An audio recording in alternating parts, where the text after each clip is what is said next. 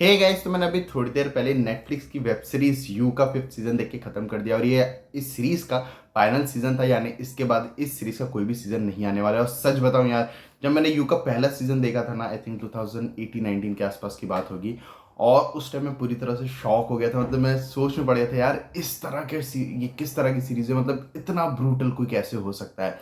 उसके बाद इस सीरीज के कंटिन्यू सीजन आते गए और लिटरली बताऊं, मेरे को पहले के 3 सीजन बहुत पसंद आए थे। 4th सीजन मुझे उतना कुछ खास नहीं लगा था डेफिनेटली, क्योंकि चीज़ें थोड़ी रिपीटेटिव हमें लगने लग गई थी, फील होने लग गई थी। इसी कारण से 5th सीजन के लिए एक्साइटेड डेफिनेटली था, लेकिन उतना एक्साइटेड भी नहीं था जितना मैं अगर पहले सीजन के बाद हो गया था इस सीरीज के लिए।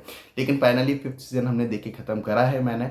और मेरा एक्सपीरियंस कैसा रहा है इस पर तो मैं आगे वीडियो में बात करूंगा। अगर मैं इसकी कहानी की बात करूँ तो कहानी की बात तो डेफिनेटली मैं नहीं करने वाला हूँ, क्योंकि जिन भी लोगों ने पहले के 4 सीजन नहीं देखे हैं उनके लिए मैं कुछ भी स्पॉइल नहीं करना चाहता हूँ मैं। बट ये ज़रूर बोलूँगा कि अगर आपको ये सीरीज समझनी है तो पहले के 4 सीजन देखने पड़ेंगे। साथ ही साथ मेरी तरफ से इस सीरीज के पहले के 3 सीजन हाईली रिकमेंडेड है। आप जाओ देखो, मजा है तो 4th सीजन भी देखना, और 4th सीजन देखो, 5th सीजन तो डेफिनेटली देखना।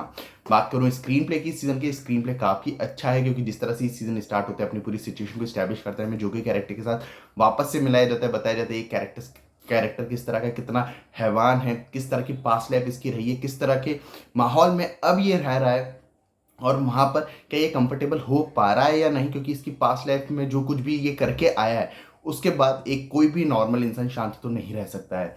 तो क्या चल रहा है इसके दिमाग में, क्या कुछ हो रहा है, ये सब जानने के लिए आपको ये सीरीज देखनी पड़ती है। अगर मैं इस बात करूं कि ये सीरीज जिस तरह से आगे बढ़ती है, अपनी पूरी सिचुएशन को एक्सप्लोर करती है, वो सारी चीज़ें भी काफ़ी ज़्यादा इंटरेस्टिंग है। मतलब लिटरली जो कैरेक्टराइजेशन है, जो कैरेक्टर्स को डेवलप किया गया है, वो काफ़ी ज़्यादा अच्छा था। सभी कैरेक्टर्स को इतने ज़्यादा अच्छे से लिखा और डेवलप किया गया था कि हम सभी कैरेक्टर्स के साथ पूरी तरह से कनेक्ट हो जाते हैं। जो कैरेक्टर्स के बीच इमोशनल डायनामिक्स थे वो भी मुझे काफ़ी ज़्यादा पसंद आए हैं। बात करूँ ट्विस्ट एंड टर्न्स की, ट्विस्ट एंड टर्न्स अच्छा है, लेकिन कोई भी ऐसा नहीं है जो आपको पूरी तरह से शॉक या सरप्राइज कर देगा।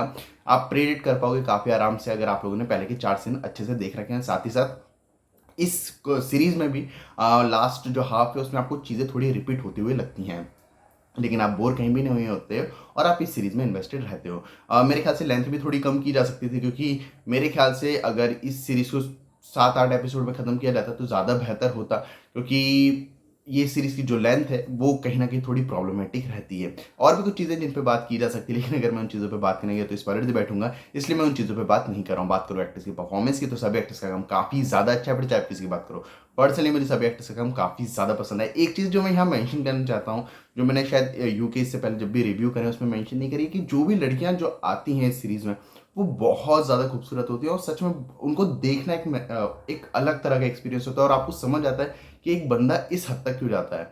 और इस सीज़न के साथ भी वही एक खूबसूरती है कि इस सीरीज में जब भी, मतलब इस सीज़न में भी जब भी कोई फीमेल कैरेक्टर आती है उसको बहुत ज़्यादा अच्छे से प्रेजेंट किया गया है। लिटरली आप उसको देखते हो तो आपको लगता है कि हाँ, इस बंदे के लिए ये बंदा ये कर सकता है, जो कि काफ़ी ज़्यादा अच्छी बात है।